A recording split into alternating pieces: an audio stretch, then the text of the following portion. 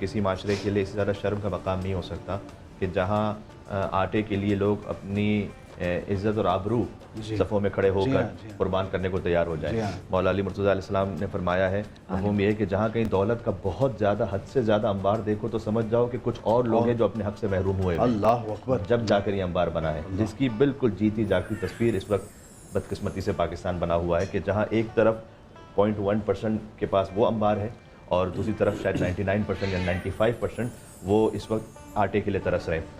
خلیل جبران نے کہاوت لکھی تھی، میں ناظرین کو موٹیویٹ کرنا چاہتا ہوں کہ جب آپ آگے بڑھاتے ہیں اپنا اللہ کا دیا ہوا تو آپ ایک طریقے سے درد بانٹ رہے ہوتے ہیں۔ خلیل جبران نے کہتے ہیں کہ میں ایک جگہ سے جا رہا تھا تو میں نے دیکھا کہ ایک شخص ہے کہ جو پیٹ پکڑ کے بیٹھا ہے کہ مجھے بہت درد ہو رہا ہے پیٹ میں، تو کہتے ہیں میں نے پوچھا کیوں؟ کہتا ہے 2 دن سے مجھے روٹی نہیں ملی۔ پھر میں آگے بڑھا تو میں نے ایک اور شخص کو دیکھا، وہ بھی پیٹ پکڑ کے بیٹھا ہے۔ میں نے کہا کیا ہو گیا؟ کہ بہت درد ہو رہا ہے۔ کہا کیوں؟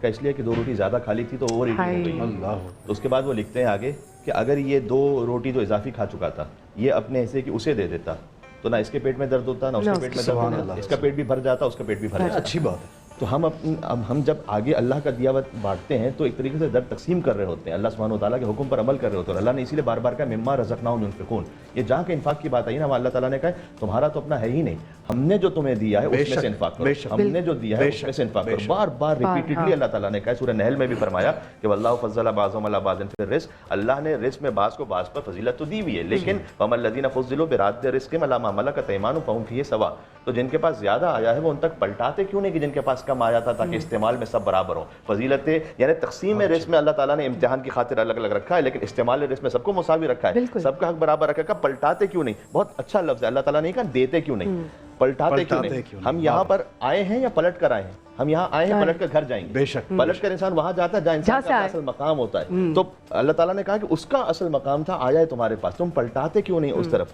تو اب زکوٰۃ ہے وہ تو دیکھیں فرض ہے، وہ تو آپ نے دینی ہے۔ اس کے بعد پھر صدقات اور خیرات ہیں، اس کی منزل ایک اور آگے آتی ہے، اس کے لیے بھی پھر آداب و شرائط بیان کیے گئے کہ لا تبطلوا الصدقات بالمن والأذى۔ دیکھو جب صدقات دے رہے ہو تو احسان جتا کر اسے ضائع نہیں کر دو، اسے کسی کو اذیت دے کے اسے ضائع نہیں کر دو، اس کی عزت نفس کو محفوظ رکھو۔ تنگدستی میں بھی کہا گیا کہ صدقہ دو۔ بسا اوقات کبھی کبھار ہم ایک ایسی تصویر دیکھتے ہیں سوشل میڈیا پر کہ ایک بیچارہ غریب ہے، 6 لوگ اسے ایک آٹے کی بوری دے رہے ہیں اور تصویر کھنچوا رہے ہیں۔ جی ہاں، یہ بھی اس غریب کی عزت نفس کیا باقی رہی کہ آپ ایک آٹے کی تھیلے کی خاطر 6 لوگ اپنی تصویر اور نمود و نمائش کرنا چاہتے ہیں؟ یہ کون سا صدقہ ہے؟ تو اس سے منع کیا گیا کہ لا تبطلوا الصدقات بالمن والأذى۔ دیکھو جب تم دو، ہاں کبھی کبھار ہمیں پروجیکشن اس لیے کرنا ہوتا ہے کہ تاکہ دوسرے لوگوں کو موٹیویشن ہو، وہ ایک الگ نیت ہے، لیکن آپ ایک غریب کی اس عزت کو پامال کر دیں وہاں پر تو اس صدقے کی پھر قبولیت کی مہر لگے گی۔ بہت اچھی بات۔